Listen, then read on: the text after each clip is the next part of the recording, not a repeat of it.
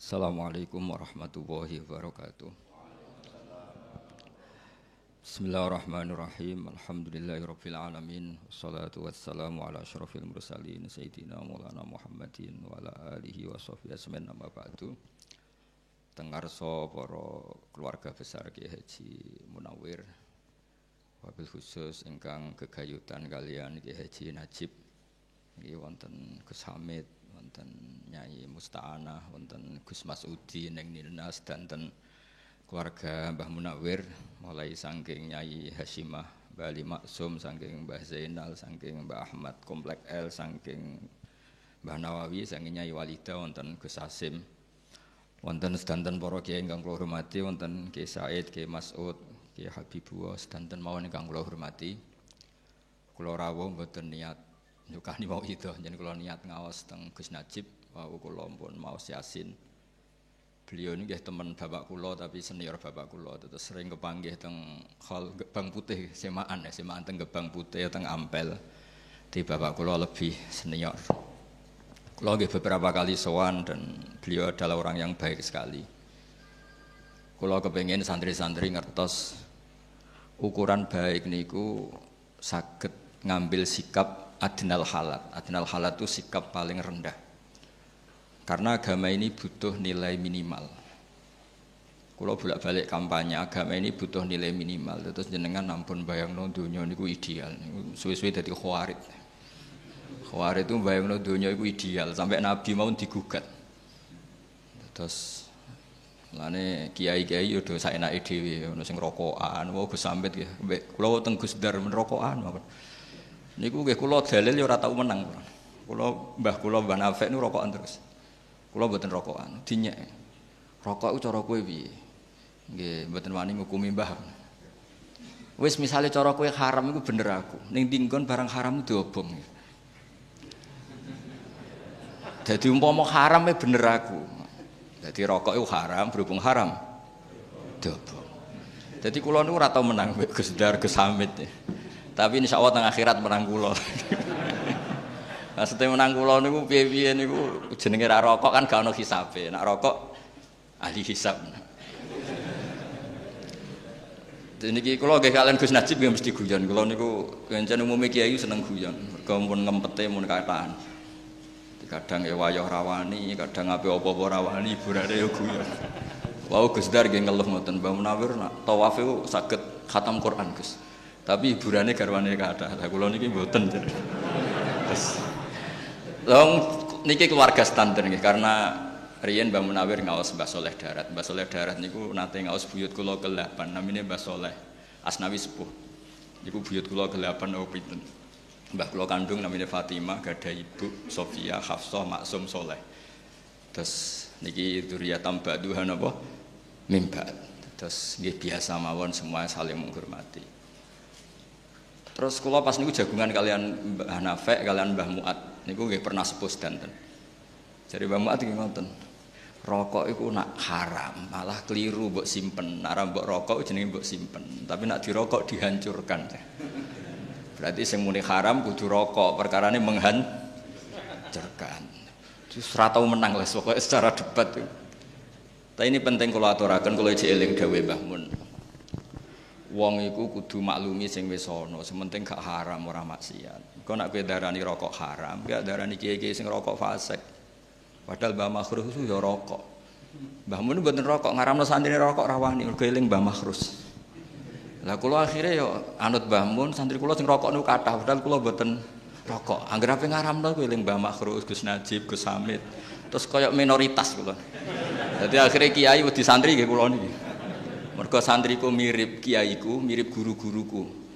Meskipun mirip iku dalam hal nembe rokoke. Akhire nggih mboten wani. Kula namung badhe crita nggih. Kula suwun dzurriyyah saking Mbah Munawwir iku gadah watak asobiah. Asobiah niku yang positif tapi tentu yang positif. Kula riyen ngapal Al-Qur'an niku mboten nate diutus bapak. Bapak kula Ki Nur Salim niku akrab sangat kalian Gus Najib, seniore Gus Najib. Riyen ngaos teng Mbah Dullah, tapi sederenge mun hafal Quran saking dalem, saking keluarga, saking Kiai Subaidi. Riyen Mbah Dullah kira amasyura nate ngaos Kiai Said Sampang. Di antara ya, dulu nggak ada guru tunggal karena Indonesia berlimpah tiang alim, tiang hafid. Jadi buatan enten negara barokah kados Indonesia. Kalau eling dawuh Mbah Mun, niki kalimat itu tidak saya rubah sama sekali. Bahasanya begini Mbah Mun. Hak Andalusia iku nggoling. Andalusia itu sing riyen nate ana Ibnu Malik, wonten Imam Qurtubi, sing ngarang kitab Imam Satibi itu termasuk tiang Qurtubah. Sing nadzomaken qiraah napa? Sab'ah nggih Khirzul Amani sing dipakai Mbah Munawir mau Sab'ah niku berdasar kitab Khirzul Amani, terkenal Nazmus Syatibiyah. Sing terus diringkas Kiai Arwani dados Faidul Barokat kesi. Niku dawuh Mbah Mun niku. Kula cek eling kalimatnya unik. Pangeran gak terima nak sing maca tasbih kurang, mulane gawe Demak Bintoro. Redaksinya begitu, pangeran gak terima nak sing maca tasbih kurang ning Eropa ning Andalusia teng Spanyol mriko. Pangeran gawe Demak Bintoro. Jadi lan jelas saniki niku kesampaian. Riyen ketika Andalusia niku kathah tiyang alim, niku nggih do sanget ngarang kitab. Wong roh kabeh wonten Ibnu Malik ngarang Alfiyah. Wonten Imam Satibi ngarang nadzuman apa qiraah Sab'ah. Begitu luar biasa cara nazumkan sampai dadi keramate niku ditawafno 1000 kali kitab Satibiyah. Terus ditiru Mbah Munawir tawaf sak khataman. Terus ditiru putune mau cerita tok dereng nglampahi. Tapi iki lumayan purun cerita. Niki mboten gojlok Gus Dar lah, kula mau digojlok mboten saged males. Tapi kula akrab lah, kula hormat betul sama beliau. Tapi ini kalau cerita, tadi ciri utama agama niku saling diwaris. Riyen bapak kula mboten nate ngenten kula hafal Quran, tapi ngendikane ngeten tok. Hak kena hafal Quran iku mateni obor. Sampeyan anak merapal luwih duwe alasan. Wong bapakku ora apal. Dadi angger bapake alim, anake alim, putune alim ku gampang, anake ku tertekan terus lah, kan gak ada alasan. Nek bapake alim, anake maklaran, wis enak lah, putu niku men kepenak lah. Mereka pas bapak wis maklaran. Jadi sanad itu harus kita jaga. Nanti kalau seneng zuriyah Kiai Munawir itu sih betul Quran. Meskipun betul Quran bentuknya nggak harus hafal ya. Wonten sing khidmah pinati yang sing macam-macam. Riyen nggih teng dunia Gus wonten Gus Me, wonten Gus Nasi, wonten ya banyak lah Gus-gus yang pinati yang macam-macam. Teng politik riyen Gus Wahid nggih politik, Gus Dur nggih Mbah Mun piyambak gadah putra Gus Yasin. Yang penting niku gadah mental bina napa? Masyarakat. Wasiat yang sering diulang-ulang oleh Mbah kula niku suatu saat ini yang diceritakan Imam Ghazali, suatu saat ada abid zahid alim. Karena kumpul wong mangkel sering kecewa terus uzlah teng dhuwur gunung. Wiridan wis suwenak ra kumpul wong lak ribet.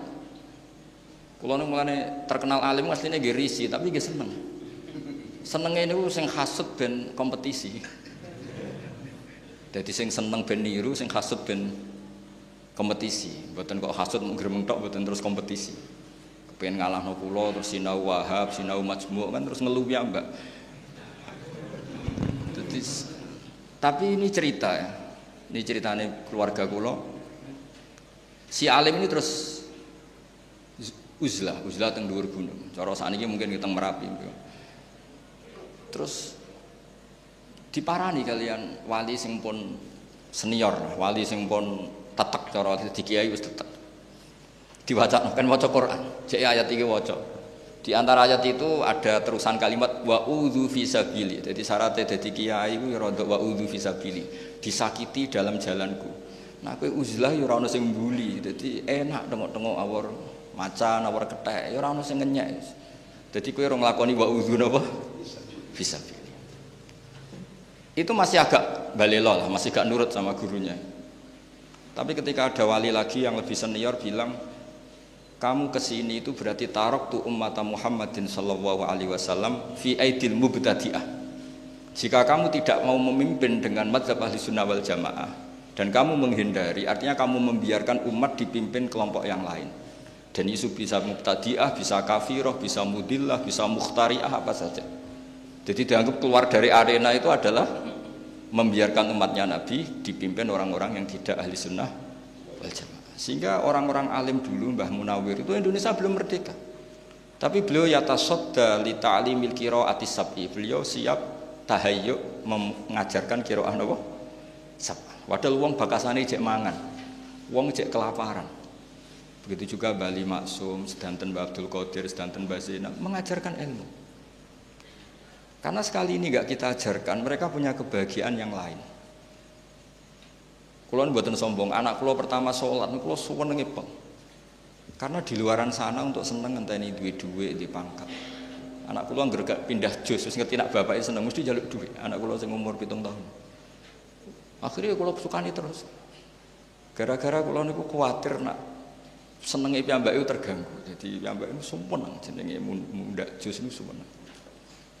Dan itu kita jaga. Mulane riyen-riyen mulai riyen nek khataman yo mayoran. Ben nate seneng khatam. Senajan to khatame kadang nggih mboten karu-karuan. Pokoke khatam aja dites lah intine niku. Tapi ben seneng. Karena seneng terhadap kebaikan itu perlawanan terhadap seneng kepada kemungkaran. Qul bi fadlillah wa bi rahmati fa bidzalika falyafrah. Wong kudu seneng ambek kebaikan. Karena itu bentuk perlawanan terhadap seneng harus lewat jalur napa maksiat. Kalau ada kitab Kasifatus Saja karangan Imam Nawawi, ada beberapa kitab termasuk karangannya Al-Mundhiri, At-Targhib wa Tarhib. Itu tentang dokumen Suhufi Ibrahim, itu wasiat terbesar itu wa alal akil kada wa kada, diantaranya itu wa ladzatun fi ghairi muharramin. Ada yang redaksi wal tidzadzun fi ghairi muharramin. Cara melawan setan diantaranya kamu harus menikmati sesuatu yang tidak haram. Hidup di kota, di Kerapia itu kan berat. Di kota apa saja ada. Tapi santri-santri sewenang, iso setor gak meluntir ngono sewenang. Utawa meluntir pas kiai ini rodok sare ngono sewenang. Selamat maksudnya seneng. Kok sewenang, keliru-keliru sithik ra konangan niku lho. Sewenang. Khataman kok urune 3 juta, matur wong tuane 5 juta, sewenang. Soale rodok badan-badani sewenang. Niku didukung oleh agama, sing penting mboten haram. Lah nek sampean takok bodoni wong tua kok halal Gus, kok haral? Wong tuane rido. Jadi halal iku terlambat. Dadi kok bodoni haram bareng ngerti wong tuane rido. Halal. Nek ora rido ya kebangetan. Duit digo anake kok gak rido wong tua model apa kan.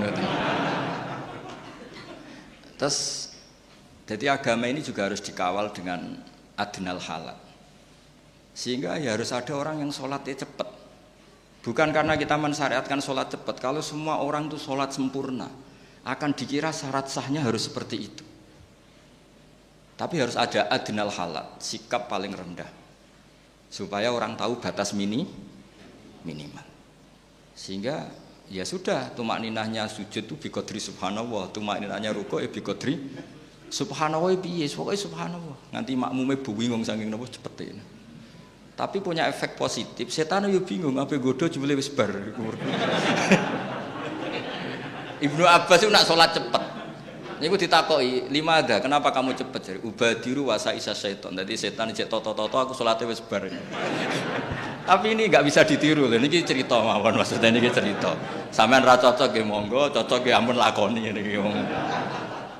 Karena kula niku nggih khusuk nak salat aja terus ngebayangno Gus nak salat cepet mboten kula nak salat nggih khusuk.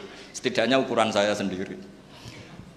Kula niki cerita, terus kula wau mengkonfirmasi berkali-kali wingi sing lepas Gus Najib, Kiai Najib niku Gus Hilmi dan dipersaksikan di depan orang banyak ya tentu waris-warisnya bertanggung jawab semua termasuk Gus Hamid, Gus Masudi dan semuanya. Kula tak cerita sekedap, itu tradisi leluhur. Orang Jawa itu kalau mau nikah setengah bulan maupun 1 bulan, kok keluarganya bapaknya meninggal itu kan diakadkan di depan jenazah. Itu dulu Rasulullah SAW ketika intaqala ila rafiqil a'la, bahasa halusnya meninggal untuk Nabi itu nama intaqala ila rafiqil a'la. Sudah pindah ke alam ar-rafiqil a'la. Itu pemaknaan ar-rafiqil a'la itu kita tidak pernah tahu, tapi sudah Nabi masyhur. Di antara kalimat yang terakhir beliau lafadzkan adalah Allahumma ar-rafiqal a'la. Kemudian Sayyidah Aisyah ngendikan, "Idzan la yakhtaruna." Kalau begitu Nabi enggak milih kita, tapi milih ar-rafiqal a'la. Ya kira-kira maknanya itu apa ya? Ya pokoknya begitu alamnya Allah taala sana di. Itu Nabi saya hitung, pernah tak hitung, wafat sekitar jam 10 siang hari Senin. Itu dimakamkan malam Rebu. Kalau kita menghitung itu berarti Senin, Selasa, Rebu. Tapi itu hitungan yang keliru. Kenapa keliru? Karena Dengan menghitung seperti itu seakan-akan Nabi itu nyuwun sewu sahabat itu tidak melakukan syariatnya Rasulullah SAW, yaitu asri'u bil janazah. Janazah harus dipercepat. Tapi sahabat itu ngadepi sesuatu yang luar biasa, yaitu siapa pengganti Rasulullah. Rasulullah itu andaikan diganti Nabi Ibrahim saja itu masih kurang karena beliau Sayyidul Anbiya. Diganti Nabi Musa pun masih kurang karena Nabi ini ketua Sayyidul Anbiya. Apalagi nyuwun sewu trimo diganti seorang sahabat. Itu tidak gampang. Dan dalam pemilihan itu ada 3 kriteria. Kalau pernah sepuh menang Abbas. Karena Abbas ini pamannya Rasulullah SAW. Abbas ini saudaranya Sayyid Abdullah. Tapi problemnya Abbas, Islamnya secara lahir terlambat, yaitu beliau Islam setelah peristiwa apa? Badar. Berarti secara lahir Islamnya kan ada mantu Sayyidina Ali dan Utsman. Ada poin berdasar poin. Kalau berdasar poin yang paling lama dari anak Nabi dan sudah dewasa yaitu Abu Bakrinis Siddiq. Ya secara lahir itu geger-geger, terus orang Ansor matur minna amir wa minkum amir. Ya sudah, setiap klan punya pemimpin sendiri. Geger-geger. Dan mereka ingin bahwa pergantian itu disaksikan setidaknya oleh jenazah Rasulullah SAW. Akhirnya rembuk-rembukan, terus Sayyidina Umar ini ketika ada rapat beliau datang. Siapa di antara kalian yang siap memimpin komunitas masyarakat? Wa fihim Abu Bakar. Yang diantara yang kalian pimpin itu ada yang bernama Abu Bakrinis Siddiq. Mereka bilang ma'adzallah, kita tidak mungkin melakukan itu, memimpin orang yang bernama Abu Bakar Siddiq. Ya sudah, kalau kamu nggak mau dipimpin Abu Bakar ya harus mau beliau yang jadi pemimpin. Dan dulu orang masih waras sewaras-warasnya. Betul itu. Ukurannya itu unik. Kalau orang sekarang pasti menolak. Inna Rasulullah sallallahu alaihi wasallam radhiyalahu lidinina. Fanardo li amri dunyana. Ini Abu Bakar ketika Rasulullah masih sugeng disuruh mimpin sholat. Sholat itu luar biasa dan ibadah terbaik. Itu saja disuruh memimpin Abu Bakar. Apa meneh terima urusan dunia. Kalau ukuran itu dipakai sekarang mesti nggak mau semua. Iso wae sholatnya khusyuk tapi ora rohan, mesti kemana-mana lah. Tapi kalau dulu itu dipakai ukuran. Rasulullah itu ridho Abu Bakar menjadi pemimpin sholat. Dan sholat kayak apa? Posisinya dalam Islam imaduddin. Sholat adalah al-munajat, sholat adalah mi'raju arwahil mu'min. Luar biasa status. Itu saja dipimpinkan, disuruh mimpin siapa? Apa meneh terima urusan ini. Akhirnya mereka ridho semua dipimpin Abu Bakrinis. Kelar. Artinya kelar itu mereka ingin khilafah itu disaksikan jenazahnya Rasulullah SAW. Artinya adat-adat ketika bapak wafat masih ada jenazah beliau ya saya dinobatkan penggantinya. Dulu ketika buyut saya Kiai Zubaidi wafat ya putranya langsung dinobatkan. Begitu seterusnya adat-adat kiai. Jadi yang dilakukan Gus Ilmi itu sudah benar, memang adatnya diumumkan ketika belum dimakamkan.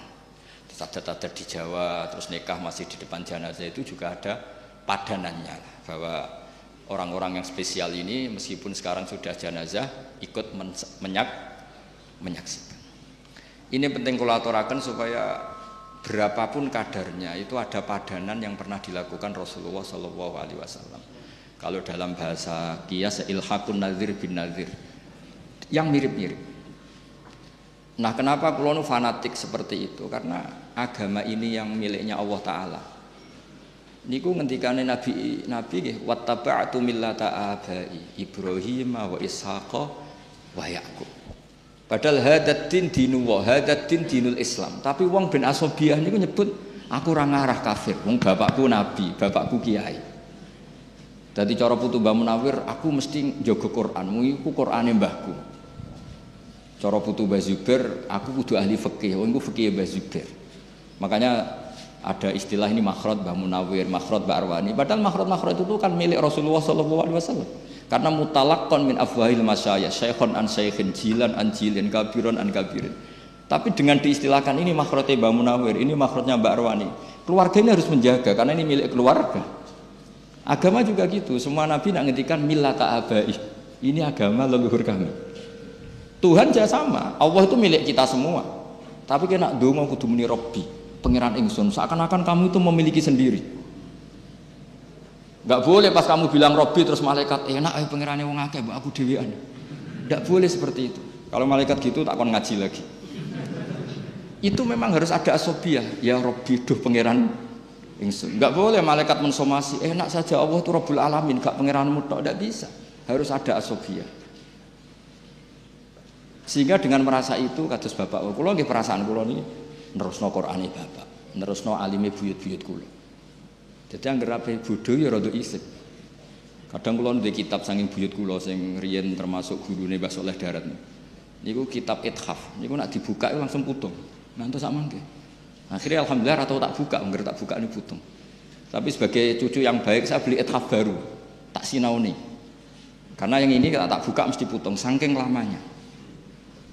Ya lumayan kena gue teror sidik-sidik. Maksudnya gue teror, itu buyutmu dhisik iso maca kitab iku kowe piye. Terus akhirnya ya rada keteror sidik-sidik akhirnya ya ngaji. Dan itu sunnah betul Pak para nabi. Terus kula suwun semuanya begitu. Di kalangan habaib ini ada Habib Sayyidi Barakbah yang namanya diluruskan Sayyid Umar, katanya Habib Sayyidi ini kenangan sama Sayyid Umar gimana dipanggil Mas muka Sayyidi. Terus Habib Umar bilang, gurunya Habib Umar Hafid, kalau kamu namanya Sayyidi saya harus manggil gimana? Beliau kan ya bingung karena beliau orang Arab. Ya tuanku kan. Jadi kalau di sini nggak apa kan, nggak pati do paham. Tapi bagi orang Arab kan, nanti kalau Habib Umar manggil ya Sayyidi, orang-orang bilang, oh itu berarti bosnya Sayyid Umar. Jadi ya para habaib ya seneng guyon ya rileks gitu. Supaya tadi farah billah. Jadi agama ini harus dinisbatkan kepada masing-masing supaya ada asobiah. Dulu Sayyid Ali Zainal Abidin itu orang kadang ada pengemis itu kan agak risih ya. Tapi Sayyid Ali Zainal Abidin itu kalau ada pengemis ngasih uang itu marhaban biman hamala zadi ilal akhirah. Matur nuwun jong yo kowe sing nggawa sanguku ning akhirat. Jadi kalau ngasih orang itu dianggap apa ya? Nabung lah, nabung di bank akhirat. Nabi itu luar biasa cara men-set pikirannya. Pernah suatu saat Rasulullah tanya, ya Aisyah sarapan jatah saya mana? Sudah tak kasihkan orang ya Rasulullah habis. Nabi terus ngendikan, riwayat saya pakai mudzakkar ya karena rawinya sudah banyak yang mudzakkar. Wa hal laka mimmalika illa ma labista fa ablaita wa akalta fa afnaita wa tasaddaqta fa abqaita. Jadi kalau kamu sedekah pada orang lain itu hakikatnya justru kamu menyimpan uang itu. Jadi kalau kamu punya uang 1 miliar, kalau ingin masih ya yang 100 juta itu sedekahkan, itu yang masih. Suatu saat kalau kamu poya-poya dengan yang lain ada yang 100 juta masih karena kamu sedekahkan wa tasaddaqta fa abqaita. Jadi hakikat sedekah itu justru mengabadikan. Nah ini dimaksud wa ma tuqaddimu li anfusikum min khairin tajiduhu indah. Justru yang sudah kamu kasihkan ini yang abadi. Sehingga dengan cara pandang seperti itu sedekah itu ringan karena kayak nabung. Terus kata Imam Ghazali, trik kedua, dan kamu jangan pernah mengira bahwa yang menerima sedekah itu bi ahwaja min hajati thawabi sedekah. Dan kamu jangan menganggap penerima sedekah itu lebih butuh kepada uang itu. Kamulah yang lebih butuh terhadap ajrus sedekah. Sehingga ketika kita memberi orang itu merasa kita ini utang jasa, karena dengan ada yang terima sedekah kita ditulis sebagai mutasaddiq, dan gara-gara itu kita nanti diberi pahala orang yang sedekah. Jadi makanya orang Jawa itu luar biasa kalau sedekah itu tulung beb niki jenengan trimo, tulung yai niki jenengan trimo. Orang Jawa itu luar biasa didikan guru-guru kita. Kalau ngasih orang itu nak diterima itu matur nuwunnya bukan. Lah itu didikan yang diikhya. Jadi is matur nuwun kula tulung niki ditampi karena dia butuh sekali terhadap ajrus sedekah atau ajrul hadiah atau apalah. Nah dengan seperti itu kita kemungkinan itu la tubtilu shadaqatikum bil mani wal adha itu kecil. Bagaimana kita ngundat-ngundat wong kita yang untung. Nah, makanya tadi saya punya saran, orang itu harus asobiah, tapi asobiah yang baik.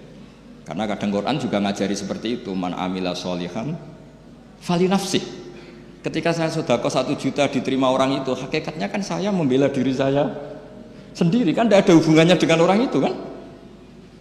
Yang untung kan, tapi kan orang itu bisa jajan, bisa macam-macam, ya itu urusannya dia. Tapi saya beruntung karena dapat sawabus Sedekah. Makanya Quran cara ngajari itu semua orang itu kan rata-rata egois kan mikir dirinya sendiri. Quran mengapresiasi itu. Man amila sholihan fali nafsi. In ahsantum li anfusikum wa in asatum fala.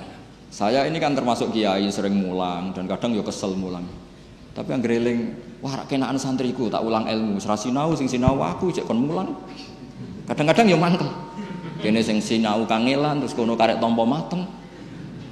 Kadang ya didadekno buku didol macam-macam. Kadang-kadang ya rodok mangkel kadang-kadang. Tapi yang greling ikhlas uga jarane gede wis ikhlas wae lah. Jadi Quran itu ngendikan itu gampang sekali.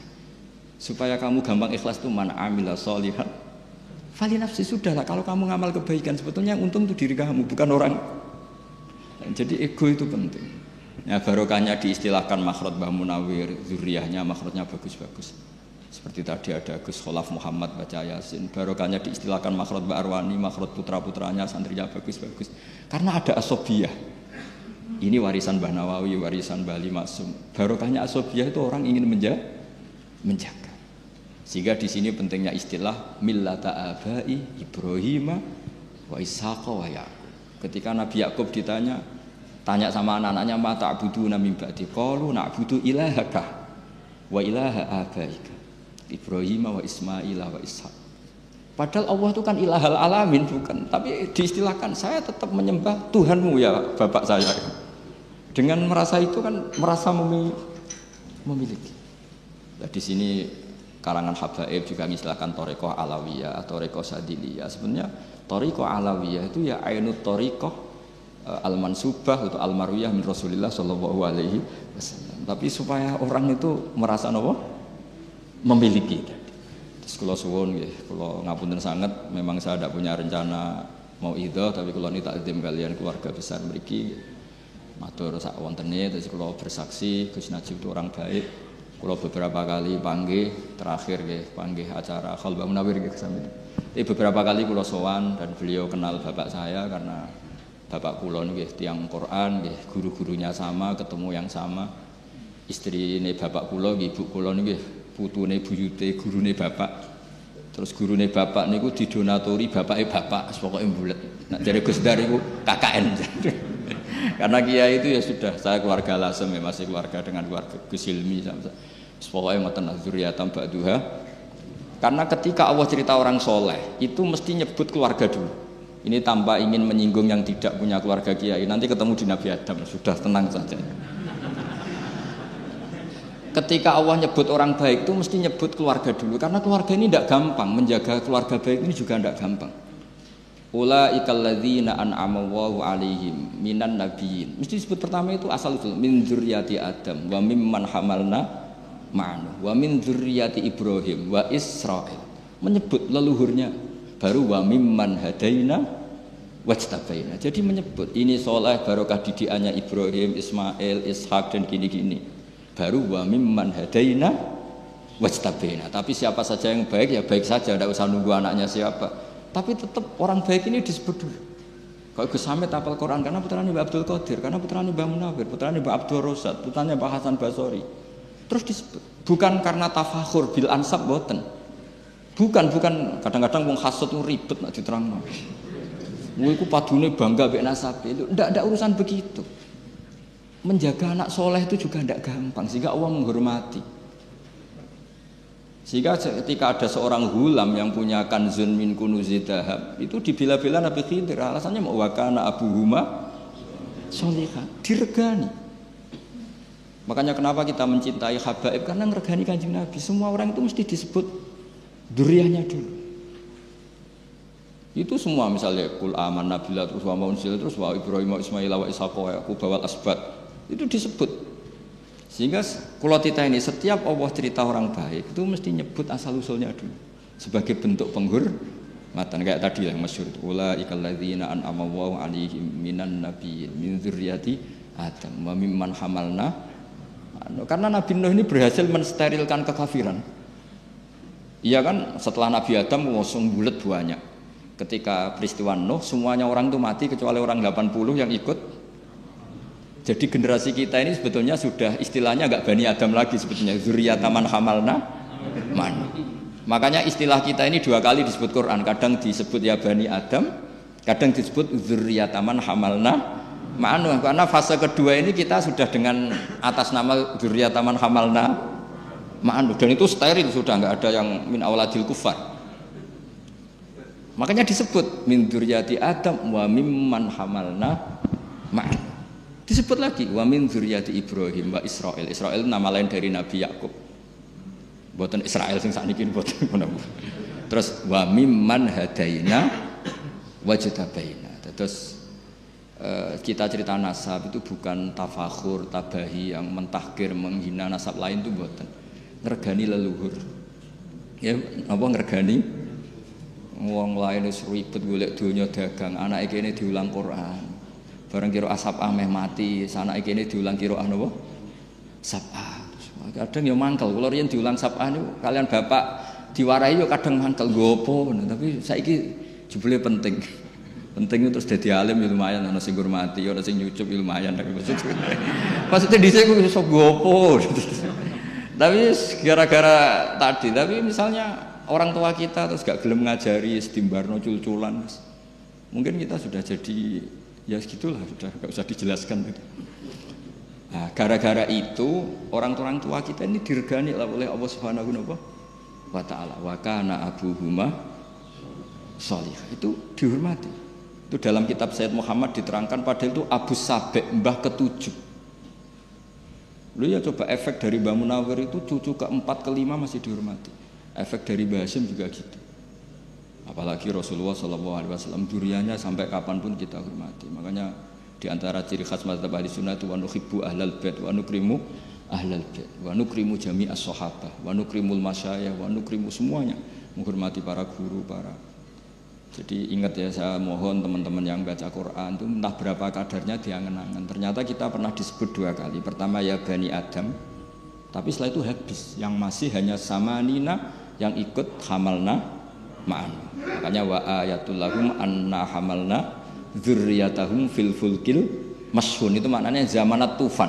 Apa zamanat tufan? Ketika zamanat tufan semuanya habis kecuali orang 80 yang ikut perahu Nabi Nuh. Makanya disebut di surat Isra kita ini disebut dzurriyyataman hamalna ma'an.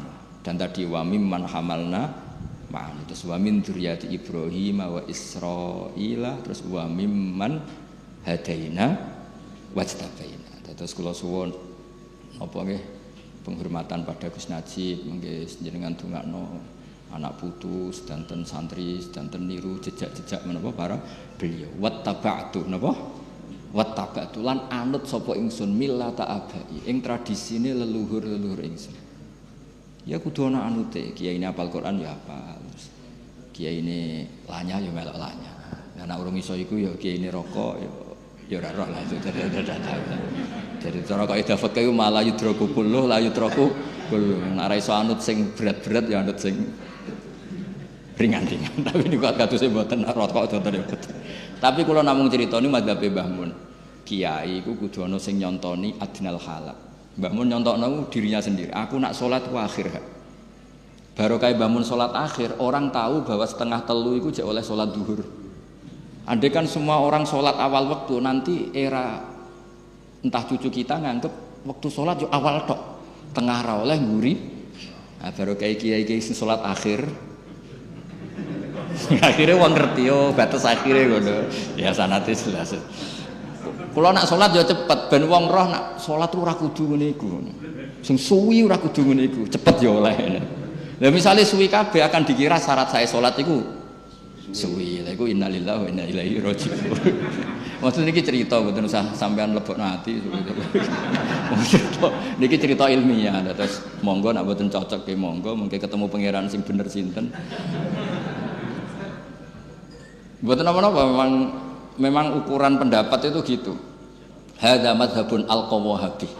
Ini madhab yang saya siap ketemu Allah Subhanahu. Kalau terakhir kalau badhe cerita itu juga pernah dipraktekkan Rasulullah Shallallahu Alaihi Wasallam. Riyen niku Jabir niku sholat tuh betul jubah, betul peci, betul amamah. Niku dicoplok kabeh.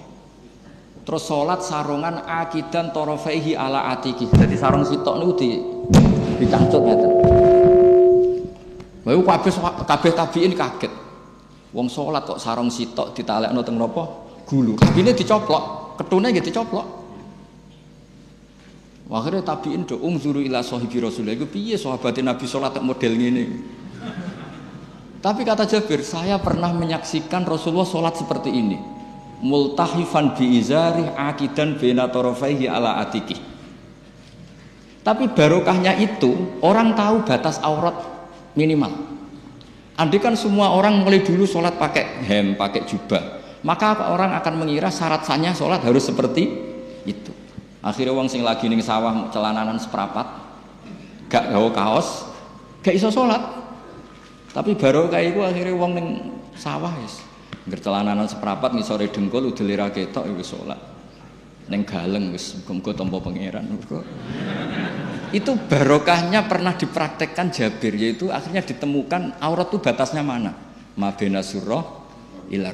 Andekan mulai dulu gak ada sholat seperti itu, tidak diketahui batas minimal aurat. Nah, barokahnya sholat akhir kayak Mbah Mun itu diketahui, oh akhir waktu itu begitu. Ada batas akhir. Nah, Dewi Mbah Mun aku yo ngerti hadis awal waktu fadlullah, nak tengahan rahmatullah, guri afwullah. Yo ngerti wong aku kiai ora ngerti jare. Jare apa? Tapi yo wis guling-gilingan, nak salat ora kudu ning awal. Terus dia murid kados kula sanut sing gampang-gampang mawon ngono. Terus dia penggemar kok jenengan wis padha wae lah. Dadi sebenarnya iki cerita rileks guys, pokoke mugi-mugi sedanten muyassar guys, pokoke ala inna auliya Allahi la khaufun alaihim wa lahum yahzanun lahumul busyra fil hayatid dunya wa fil akhirah. Mugi-mugi Gus Najib angsal busyra fil hayatid dunya wa fil akhirah. Nggih ngoten mawon ngapunten kang kathah. Assalamualaikum warahmatullahi wabarakatuh.